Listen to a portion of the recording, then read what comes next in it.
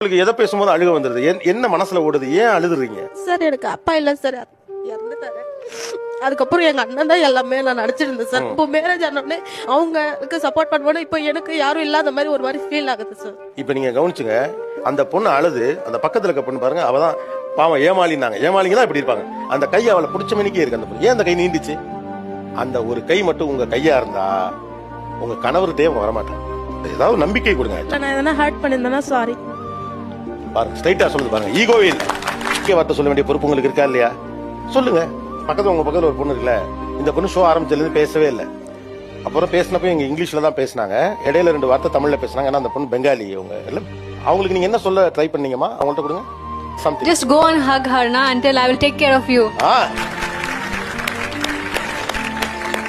நம்பிக்கை கொடுக்கறதா வலுவானது. ஏன்னா எல்லாராலையும் நம்பிக்கை கொடுத்துட முடியும்.